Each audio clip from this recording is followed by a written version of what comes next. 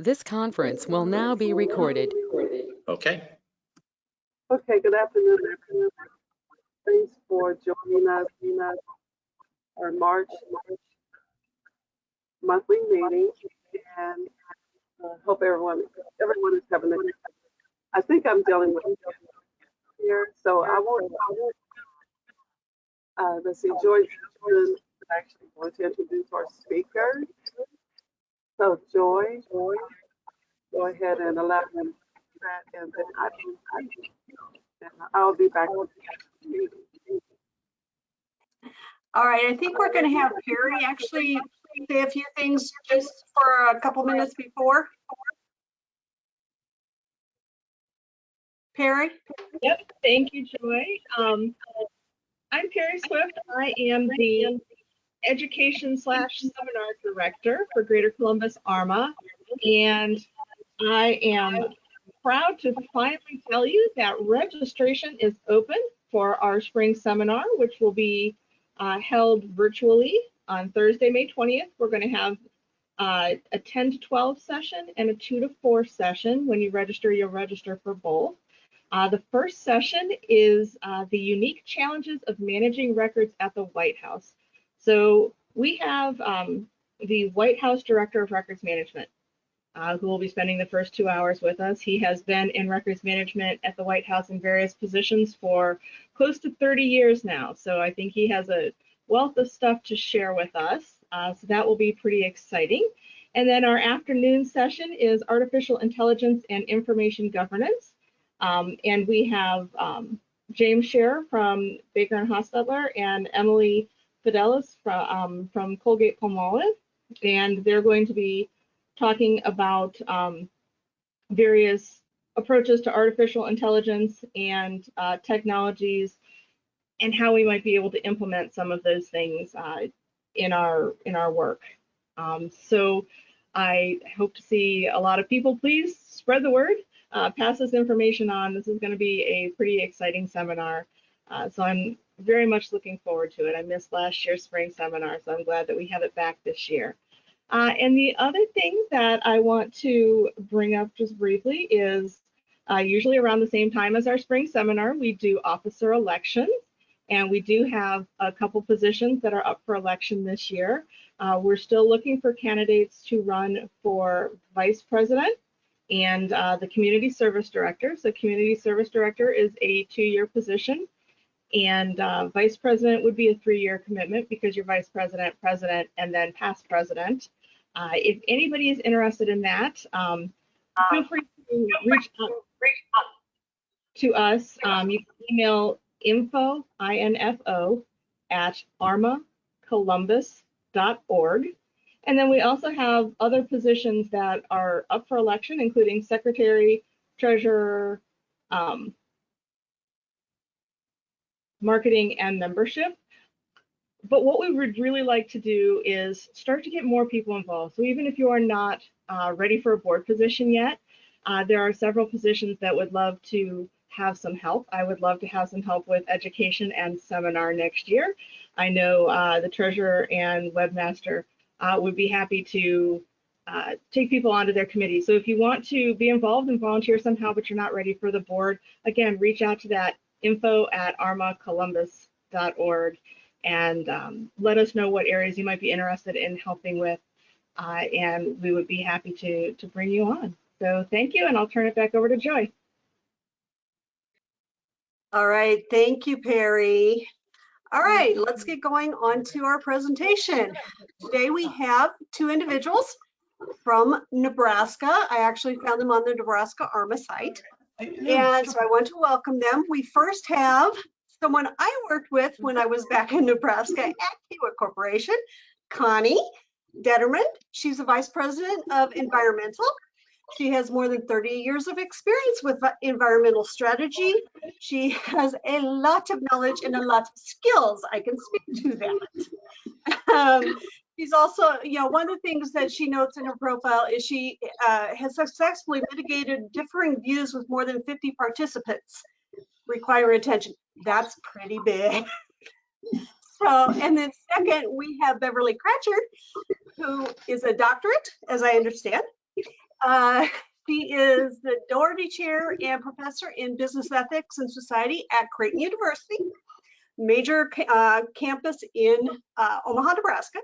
She's also the founder and senior ethics for Business Ethics Alliance, which I believe is the one that provides a unique city level business ethics education to not only local, but also international business. So I welcome you ladies virtually to Greater Columbus ARMA, and go ahead. Thank you. Great. It's lovely to see you, Joy. I really enjoyed also working with Joy, and my good friend here, Bev, and I, we did this presentation for ARMA in Nebraska. And Mark, you're going to pull up our presentation, right? And we just had so much fun. I do a lot with records, so I got to know these folks, Mark and Joy, pretty well. Records are near and dear to my heart, so I love that you guys invited us here to just talk through this topic. Mark, are you there? Did we lose him? Mark's driving our presentation this morning, so there you go. Thank you, Mark. So, yep, so that's who Bev and I are, and we'll probably move some other things in. You know, this is really an interesting subject, and Bev and I ended up talking a lot about this, and that's why we do this talk more as a discussion, because we just have so much fun with it. And I've just found that the more I started talking about this in my department and projects, when I visited with people, it was really an interesting discussion and really begged us to spend more time exploring it. Why do we do this? What are ways to get over it? And it's really interesting to, when you start recognizing it and talking about it, the conversations that will just develop from it. So I want to encourage all of you to talk about it. And then also during this whole presentation, if you have questions or want to throw something in the chat, please do so. And Joy, will you help us kind of monitor that? Great. Right, so today's topics, you can click again, Mark, there. We've got three main things we're going to talk about. Why do we beat ourselves up? You know, so why do we kind of do this? And then we're going to talk about starting to recognize what is this negative self-talk, you know, so then when we start being able to do it, and then how can we stop it? So those are the three things we're going to kind of break down and talk through today. All right, next slide. So just so you know my background, I'm an engineer for 30 plus years, proud new grandma, of course, and yep, my son and daughter are out of the house now. They graduated from college, so really weaves into this whole topic. Go ahead, Bev. So yeah, there you go. Thanks, Mark. And wonderful to be with you, Connie. And so I'm Bev Crocker, pronounced like the cake mix, Betty Crocker, but spelled in the old German way. I come from Nebraska. You see farm pictures there because I come from the farm.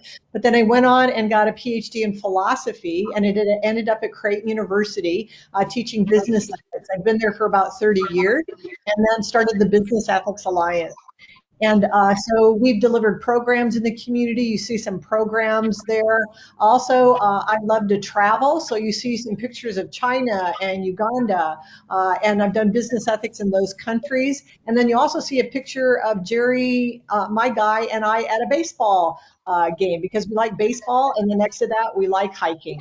So that's a little bit about me. And I just want to reinforce what Connie said. Please, the chat is open at any time. Add some comments to the chat or stop us and have conversation with us. Next slide, please. So the first thing, like Connie said, what we want to do is just really define what negative self-talk is and why we beat ourselves up. So, you know, we have this inner conversation that's going on with us all the time inside of our head. And that conversation can be either negative or positive. That conversation comes from some logic and reason sometimes, and sometimes it comes from misconceptions about who we are. So the positive part we're not going to talk about today. We're going to talk about the negative self-talk that happens to us that often comes from misconceptions or misunderstandings about who we are. And it can even lead, and go to the next slide, please.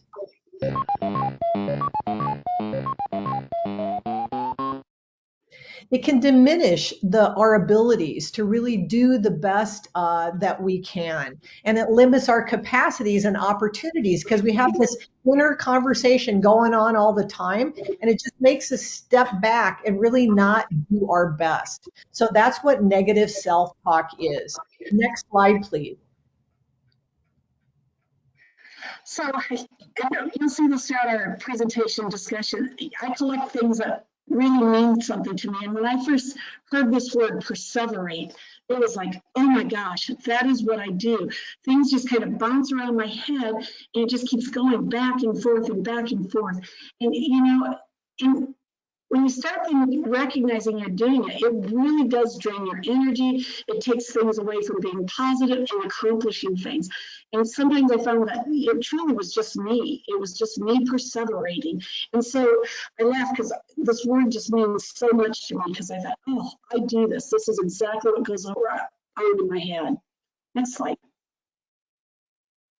Right, so let's talk through some examples of negative self-talk. And it's interesting as you start talking through what is negative self-talk, and then some of these examples, you'll start hearing people say some of these things, and then it's like, oh, and then so that gives me pause to spend time talking to them and saying, oh, why do you think this? Is this, did somebody tell you that, or is this, something you're telling yourself? Just even simple things. They didn't respond to my emails or calls. The one I hear quite often is, well, they didn't invite me to the meeting. I wasn't on the agenda. They walked by and didn't say hello. So a lot of these things, again, are just examples of negative self-talk. And this one too. Go ahead, Deb. Yeah, so gosh, it's so hard to do this virtually because I would just jump in when Connie's talking and she'd jump in. Audio is a bit off. Yeah, that's true. I'm noticing this in the chat. Maybe Connie, if we talk a little slower, even though the audio is muffled, it can help. Mainly Connie. So examples of self-talk for me, and then the rest of you, please chime in on the chat. I've run marathons, and so as I'm training for the marathon or while I'm in it, I'm thinking, I'm not going to make it up that hill. I'm just not going to be able to do it. And that's negative self-talk. When I'm cooking, I think to myself, oh, I'm going to burn that. I'm not good at that. I know I'm going to burn it. That's negative self-talk. In the workplace, you come into a meeting and you think people are looking at me. They're thinking I'm not going to be able to pull this off. So you have negative self-talk going on. Or when you do speak up in a meeting, you think, oh my God, that sounded so stupid after you're done talking. That's an example of negative self-talk. Connie, do you have more examples and others? Please put your examples in the chat room. We all do negative self-talk. And I am still catching myself doing this. So it really does, play into our lives. And yes, the last bullet I even heard this year from a senior individual, they didn't win the award, which they previously won last year. And so they considered themselves a loser. And again, it's when he's saying this out loud, it's like, oh, that really is negative self-talk because you've accomplished so much. So you'll start recognizing it when you start thinking through some of these examples. I'm going to add to that. And Connie, when I want to talk, see my fingers go like this. And so that'll help us a little bit. I just had a conversation on email with my big boss at Creighton University. And after I finished the email that I sent, I slapped myself on the head and said, why didn't I say that other thing that would really help him see that I'm shining here? I'm 63 years old. I've had decades of experience talking to administrators and my boss. And it's still the case that after I have a conversation, I hit myself in the head thinking, why didn't I do that even better? I could have shown even more. So I wanted to reinforce what Connie said. You get even, after years and years and years of this, the negative self-talk doesn't go away on its own. Perfect. Next slide, please. So yeah, throwing examples or things like that. I am a quilter, so I'm showing you pictures of my finished projects, but you don't know what it took to get to the end product. And that's like with my career and Bev's career. You don't know all the pain and the time that we spent to put this together. And that's typically the case, that you can see how people got to the end, but you don't see them going through the mud.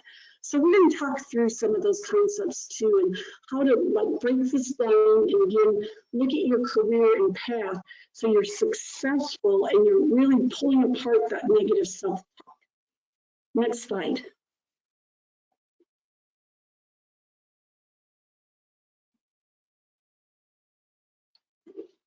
We also notice that social media is driving some of this negative self-talk. You know, people are on Facebook, LinkedIn, emails, Instagram, Snapchat, and all of these technologies are making it the case that our lives are more public. And so when we see what other people are doing and then we compare ourselves to them, we go, oh, I'm not doing as much as they are. And so that once again drives the negative self-talk. I don't know if any of you have seen the recent movie that came out on Netflix. It's called Social Dilemma. If you have not seen the documentary, please look it up, and I'd have your whole family watch it. It's a really great movie that talks about what the technology companies have been doing with their algorithms and with their human-computer interaction in order to drive engagement. But by driving engagement, they're not really thinking about the repercussions of the engagement on social media. And now they're recognizing it, and some of the people who have worked in that area have quit companies because they're not comfortable with the unexpected and negative consequences. I'm going to tell a very quick story. Oh, it looks like somebody has seen the documentary. Wonderful. There's a little girl that's in the documentary. Excuse me. She's maybe 12 years old, and she takes selfies of herself. Excuse me. And then she posts them on Snapchat, and she waits for people to respond to her to get that positive self-talk in her. And when people respond, many of them are saying, oh, you look really great. That's a wonderful picture. But there's one person that responds and says, oh, you have really big ears. And so she gets that back in her, and she thinks about that as opposed to all the other positive stuff. And for the rest of the movie, you see that she slowly degenerates into having her hair more and more over her ears so people aren't seeing it, because she thinks now she has big ears. So all of the things that are happening on social media are also driving this negative self-talk. Next slide, please. First question, is my sound coming through better, or are we still muffled? You're still a little muffled. Your microphone seems to be Okay. not as clear as some. Okay. I'll continue to speak slowly and see if that helps. So one of the other things we always talk about, and I see this definitely feeding into negative self-talk, and Cy Wakeman does a lot of leadership books. She has great leadership books, but one of her comments was comparison leads to disgruntlement. And again, because the comparison, when we start comparing ourselves to others, that will really start feeding some of our negative self-talk also, because we don't think we're adequate, or this person's doing something better than we are. So again, as you start recognizing negative self-talk, if you start having these conversations about you're comparing yourself to others, really try to break that down and say, is that really true, or is this really negative self-talk that I'm feeding this information or story to myself? Okay, next slide. So one of the things, and you'll see this throughout our presentations, again, I capture things that help me with my career path, and things that speak to me. So besides perseverate, and that's like, this is another one that again, we all do things differently. We bloom differently than other flowers, and we're all different. So by doing that comparison, we might be having different skills or different strengths. But if we're comparing ourselves and that's taking away our energy and fueling our negative self-talk, then again, that's something we want to identify, and we'll talk through how to capture that, so then, and how to address it. Next slide.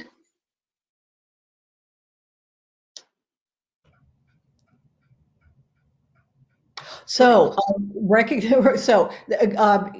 building on what Connie says, the first step towards self-knowledge is recognizing who we are. And in this case, it's recognizing that we all participate in negative self-talk, and then recognizing those particular examples of when it's happening. So next slide, please.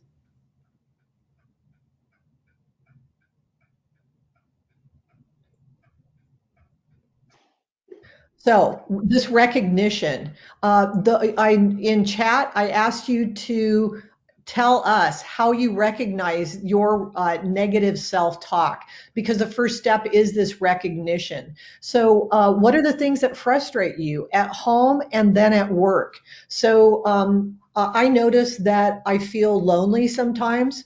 I've been the only female in the room many times, and I feel lonely and left out because the guys will talk to each other and they won't talk to me. So that's one time I will then recognize when I go down the path of beating myself up for what I don't say or should say. Another time that Another thing that I recognize is a kind of sadness in me when I'm in a meeting, let's say, or when I'm working with my family or doing something with my family. There's a kind of sadness that comes over me, and I really look at that sadness, or alternatively, it might be an anger that comes up. When I really examine what that is, I can see that it's a kind of negativity that's building up in me. And I'm saying things to myself, if I stop myself long enough, to see that I'm participating in this negative self-talk. But recognizing those emotions can really help us take that first step of seeing what it is that happens when we have the negative self-talk. So next slide, please. So with that, as you start recognizing things that frustrate you, start listing them. And again, you just want to start capturing those concepts of what frustrates you. So like with my quilt, I'm using this as an analogy, that I just start putting things up on my design wall. So I can look at it, step back and say, what is this and where should it go? And how am I dealing with it? So just start listing it. And when I go out to projects or dealing with teams, and you can hear some of their frustrations, I ask them to just start listing during the day things that frustrate them. So we can start looking at that and figuring out, is this a negative self-talk, or is there some other opportunity to improve an operation or efficiency? But again, you can't really start it until you identify it and list it out. So we're going to kind of talk through this career plan where you list your frustrations. Next slide. I'm going to add to that as you go to the next slide.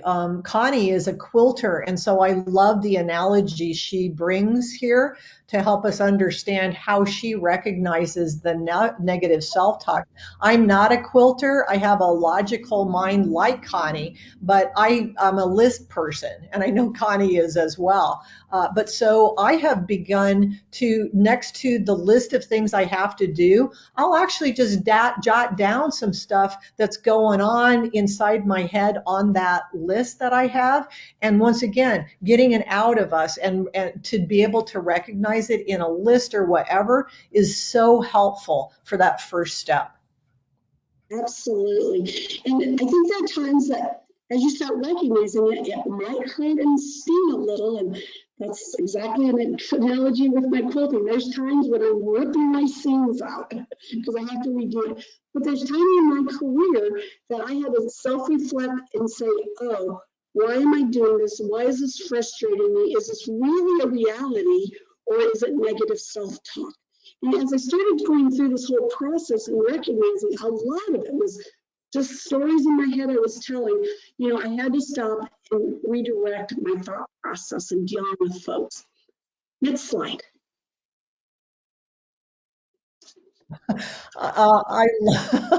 I love this visual, people. The heaviest burdens that we carry are the thoughts in our head. Look at that heavy head. Okay, we've all carried a lot of physical burdens. So you know how much it takes to, carry bricks. You know how much it sometimes takes to carry our groceries in from the car. Sometimes when we've been shopping, things are really heavy.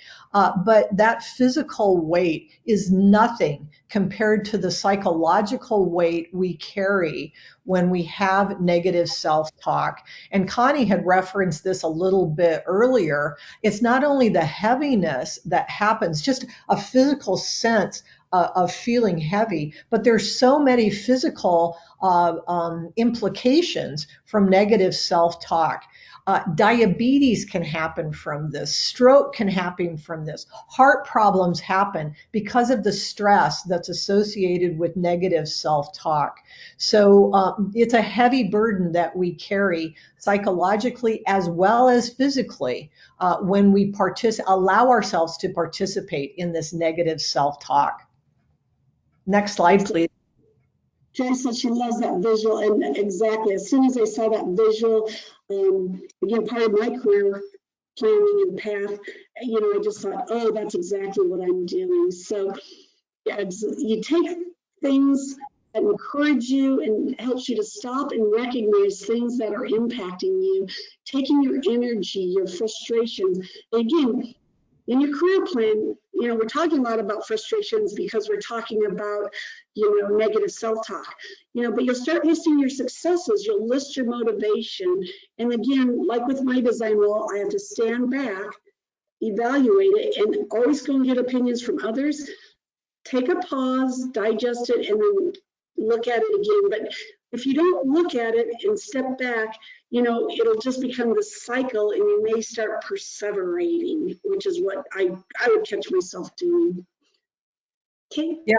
So good point, Connie. It's not enough to notice it. You need to take a little bit of time to analyze it and to say, hey, this is happening. And then, like you said, I'm just going to repeat, it's really good to talk to other people about this, to get opinions from others. This is one of the beauties of my friendship with Connie, is that not only do we talk about other things in our lives, but we talk about the fact that we do this. And we talk about the particular things we say or do that leads to that negative self-talk. And then we can help each other, not only in the recognition, but in the next steps to getting rid of it. Absolutely. Next slide. All right, Mark wants me to try my phone. So why don't you keep going, Bev, and I'll see if I can try my phone and see if that helps. Well, confusion, your phone? Okay. Well, Mark had said that he thought maybe if I called him on my phone, it would be a better sound. Oh, I see. Okay, so let's just tell everybody what's happening, that the Pac-Man is not sounding. Yeah, we lost that sound too, Mark, but that's okay. Technology is great. So with your career plan, again, you start listing everything up on your plan, your frustrations, your concepts, things that frustrate you. And then again, you'll eat, we did the Pac-Man thing, and you'll eat the frustration, and that starts coming off your career plan, and you'll start being able to identify things and energy on how to move your career forward. All right, next slide. All right, so now we're going to talk some steps on how to stop negative self-talk. Okay, next slide.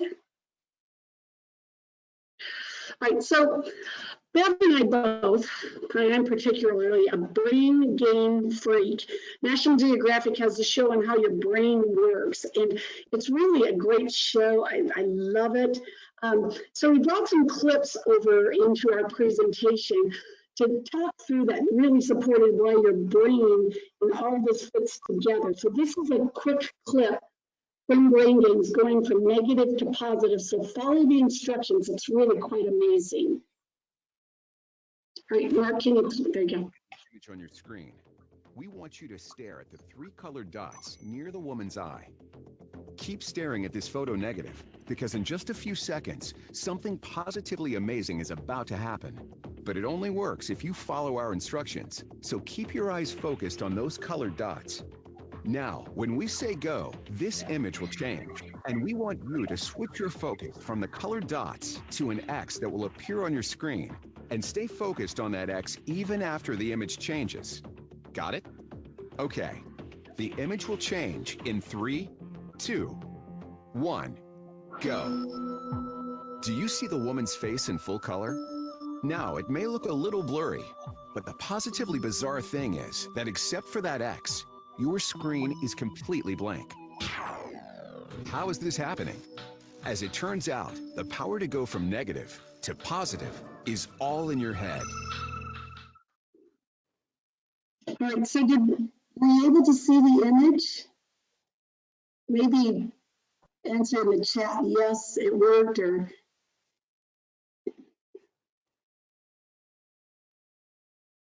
Oh, great. Oh, Deb, not for me. Oh, well, it's really quite amazing when you watch it and then you start looking at it going, oh, and so this is kind of this whole thought that Bev and I are sharing is going from negative to positive. And so this video really shows how your brain can kind of look at things. So, all right, next slide.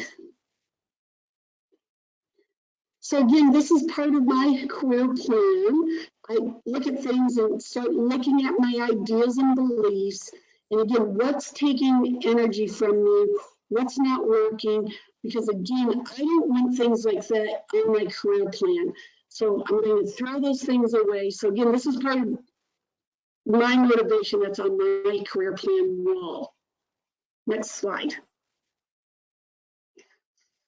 Right. So first off, it's pretty simple with all of the research and technology. Just smile.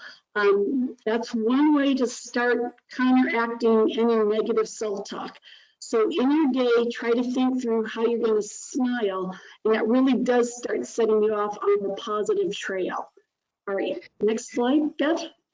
I'd like to make, yeah, and as we move on to the next one, this thing about smiling is pretty interesting, however, for females in particular. And I noticed that there are a number of female participants here.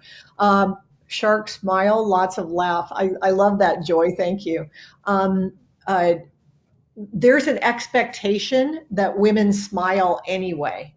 Has anyone felt that in the workplace, in the volunteerism that you do? There's research to show that women are expected to smile in a way that men aren't. So it's a delicate dance here, recognizing that that is a social norm in the United States, but also recognizing that it's a tool for us to use in order to overcome the negative self-talk. So one of the things I've done sometimes in order to kind of balance these two things is I'll smile to myself. I'll still use the muscles in my face because that's what Connie was saying. There's something that feeds our brain when we use those muscles in our face. It goes to our brain and helps stop the negative self-talk. But maybe I'll do it in such a way that I'll look sideways and I'll do the smiling, or I'll look down or put a piece of paper in front of my face. There are techniques you can use to do the smiling, but also overcome the social norm. Connie, do you know what I mean by that? I do. So it's really important to figure out the tricks that work for you so you can figure out, again, the things that are going to put you on that path to being positive. Yep. Other simple things, again, saying please and thank you. These are just simple things to head, again, down that path to start being positive with your brain and how you look at things. Because again, if we can get that negative self-talk out of your brain and thought process, you really will be able to focus on things that are important for your career and being able to accomplish things you need to during your day. Okay, next slide. So this is one of the things I do for negative self-talk. This is what I literally carry in my billfold every day. This is something I got from my beloved Aunt Lorraine. She died about 2 years ago, and as we were going through her purse, we found that she had carried around this "Don't You Quit," and it was old and decrepit, and we figured that she'd been carrying it around for years of her life. Aunt Lorraine was a farmer and a stoic, and you wouldn't know that she had any emotions. She was very stoic. But things like this got inside of her, and she just wouldn't quit. And so what we did in the family is we made these and laminated them for ourselves. And now each one of us are carrying this around in our billfolds in order to overcome, the negative self-talk. Like I could keep, I'm going to quit. It's not, I'm just done with it. I'm not doing well. Nobody thinks I'm doing well. I don't think I'm doing well. But we pick this up and we look at it and we say, by gum, I'm not going to let that "I'm not good enough" get in my brain. I'm going to instead not quit, just like Aunt Lorraine. So that's one of the things I do. Next slide, please. So you start looking at your career plan, these things that motivate you, these things that, really can set you thinking through positive thoughts and, really getting over these negative self-talk. So they start pulling those out of you, so then you're able to really sit back and say, all right, what if my career does go in this great direction, So one of my quotes too is, what if I can fly? But if you start sensing those quotes like, I'm a loser, I never advance, they don't like me, those are again flags to say, oh, I'm dealing with some negative self-talk that I need to just pull out of me so I can advance. Okay, next slide. A book that I love, and I've given out probably, I bet 100 copies in the company, but is this Happiness Advantage book by Sean Aker. He has a phenomenal TED Talk with a link there. Again, really looking at how to be positive and how to look through redirecting our thought process so we don't get hung up on those negative self-talk and those things that just bounce around our brains. And this really does increase our energy and our productivity. I just love this book. Next slide. Some other tools, and again, I'd love to hear look at Bev go. You're so good with chats, Bev, look at this. Again, there's a lot of other tools. So finding one that works for you, centering, music, exercise, because when you spend time doing that, the negative self-talk, you'll be able to recognize more and be able to pull it out and then deal with it. So think through just different things that might work for you. Okay, and with that in mind, I am a music nut. I use music to make me calm. I use it for the negative self-talk. So I want to ask all of you that are that are participating here, what's a song that you use in order to address something like negative self-talk? So my favorite is by Bob Dylan. I'm a child of the 60s, and he has a song called Trust Yourself. I listened to that puppy every single day. I was working on my dissertation, beating myself up for not knowing as much as all the greats. And Trust Yourself is a song that I still listen to and get positive vibrations from when I'm feeling down and feeling negative. The other example I want to give is I know a friend who runs one of the major companies here in town, and she and her family, they text each other every day, and instead of texting each other with "How you doing? This is how I'm feeling," they literally text each other song titles and ways to get into the songs through. Come on, what's the online song that you all use? It's a site that you can go to. Gosh, I can't think of it. But they text each other. There you go. They text each other songs in order to reinforce positive as opposed to negative. I think that's beautiful. So Here Comes the Sun is a good one from Sue. Excellent. Corn-fed. Hey, I don't know corn-fed. Fireworks by Katy Perry. I love Katy Perry. Thanks, you guys, for sharing. Anybody else? You know, one of the ones that I love is It's a Wonderful World by Louis Armstrong. So that's actually my husband. I assigned that to my husband's ringtone when he calls me. So again, you can, whatever you need to do to incorporate those into your day so you can go, yes. I'm gonna have to listen to Corn Fed, Joy. I haven't heard that one either. So. Love it. Hey, and meditation has really become a big thing since COVID hit. I know there are some companies that are actually implementing some online meditation for their people that are working remotely. Is anyone using meditation in order to calm themselves as well as to get out of negative self-talk?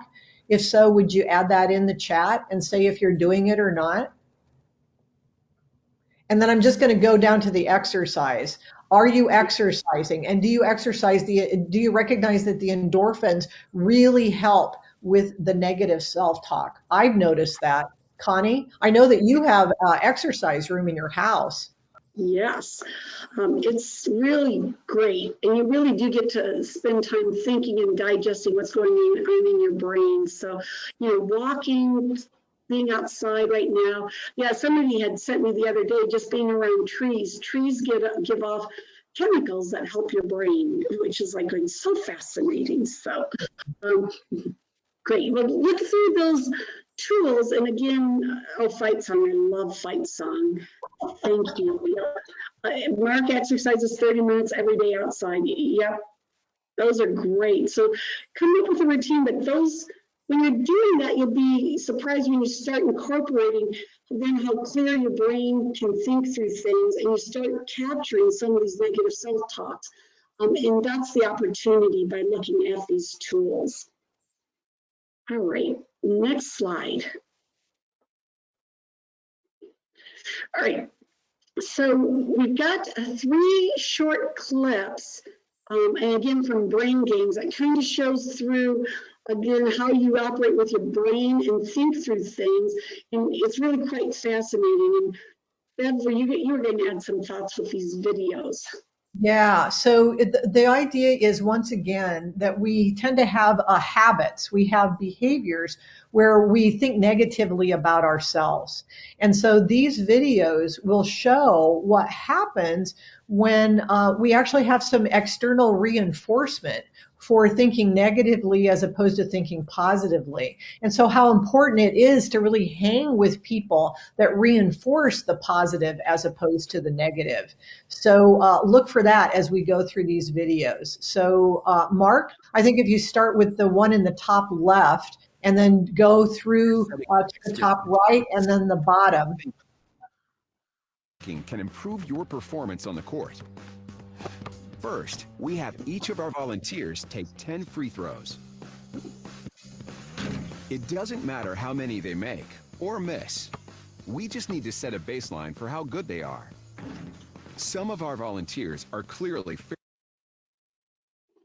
faring better than others, but we're going to see if a little positive thinking can turn our zeros into heroes.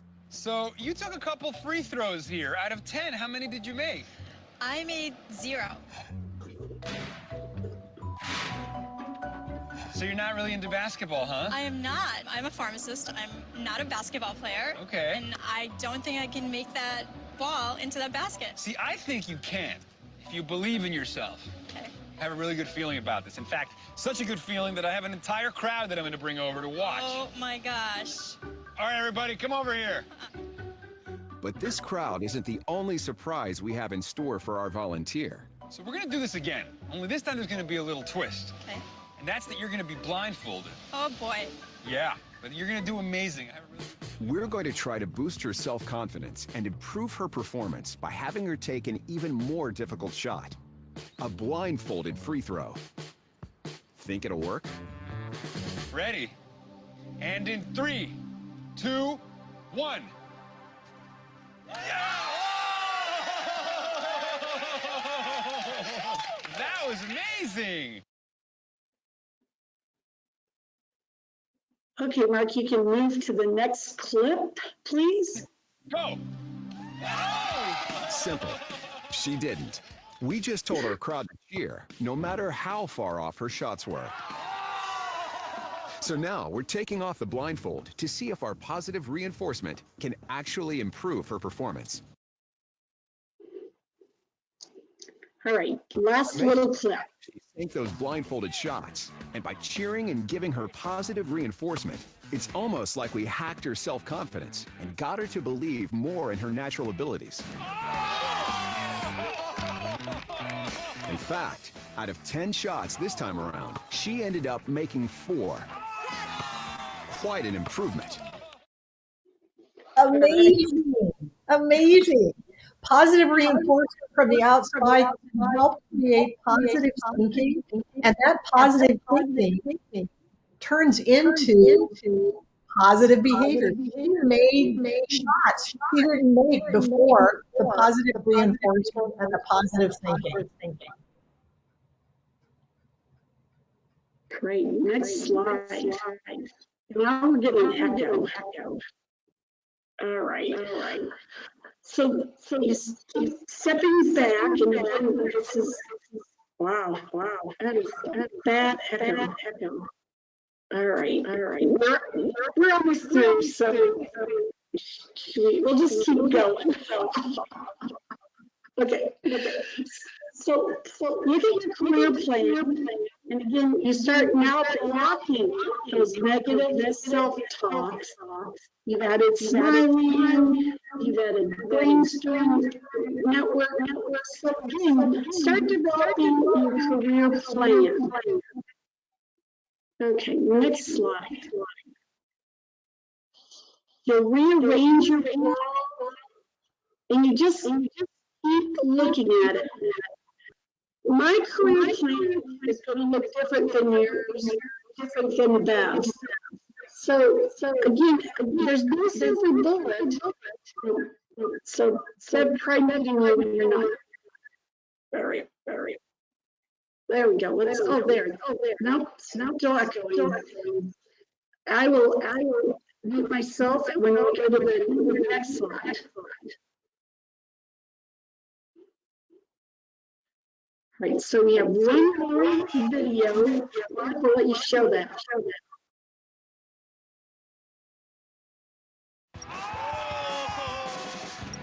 Looks like our positive reinforcement is working across the board.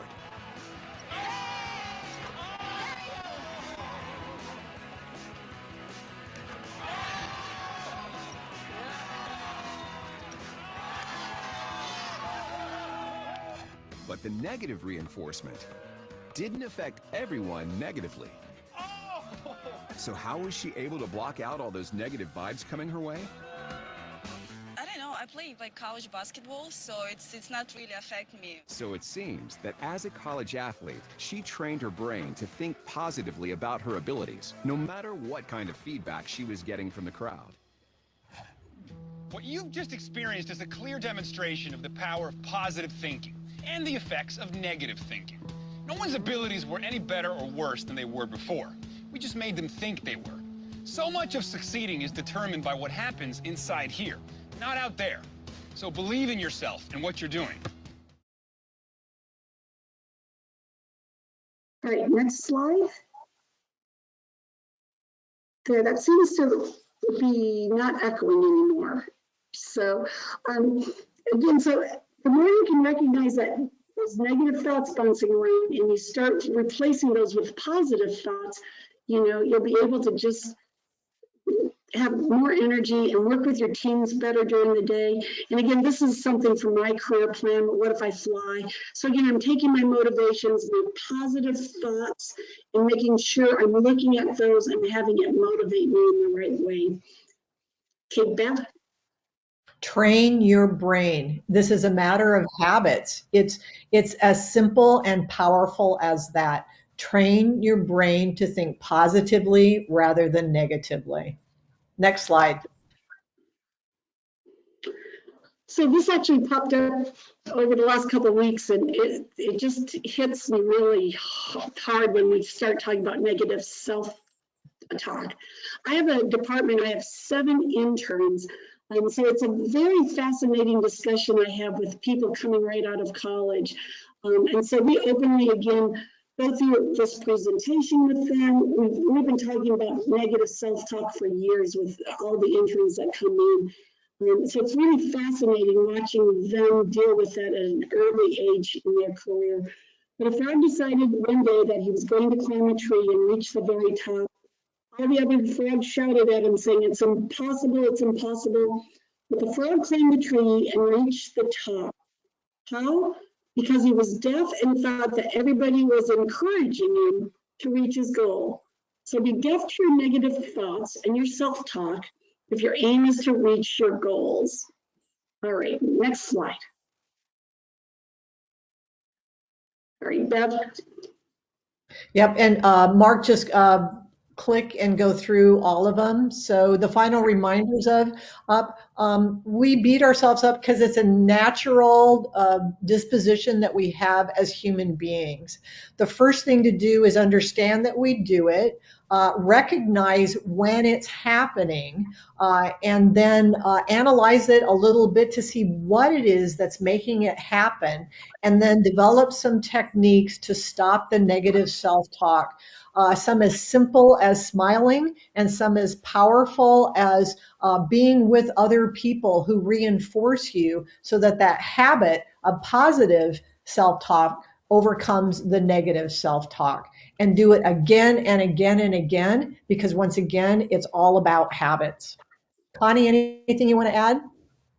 I don't think so. I think those are really the important steps. So I think that gives us a few minutes for questions. So we will open it up if there's any questions or any other thoughts or lessons or something you've learned about dealing with negative self-talk that you want to either unmute yourself and talk, which would be great because this looks like a great size group to work with. I have to say, one of the things I'm interested in hearing is how far along you are in your careers. And if you've noticed that the negative self-talk is more or less depending upon where you are in your careers. So if anybody would speak to that, that would be great. Or as Connie said, any other questions or comments, we'd love to hear what you're thinking about negative and positive self-talk.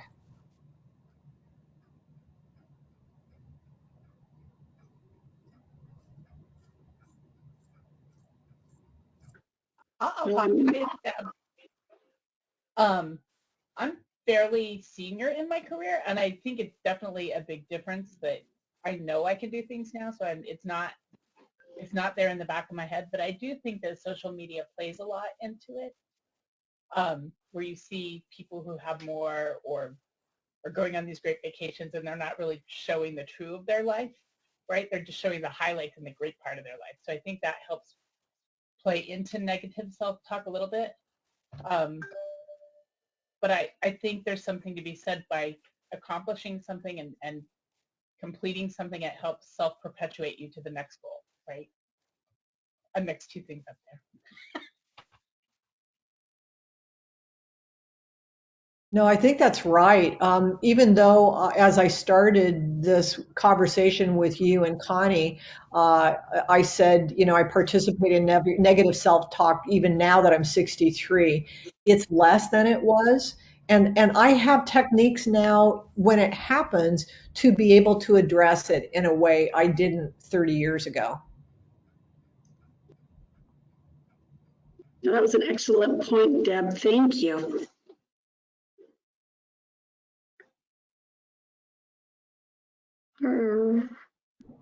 All right, Joy, I don't know if there's any in the chat box, so I think we'll just be done. But yeah, feel free to reach back to us. And it was great to be part of your group. And I really appreciate you reaching out to us. So thank you.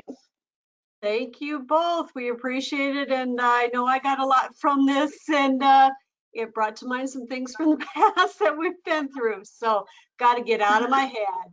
So I thank everyone for attending and hope to see you at next month's event. Thank you very much.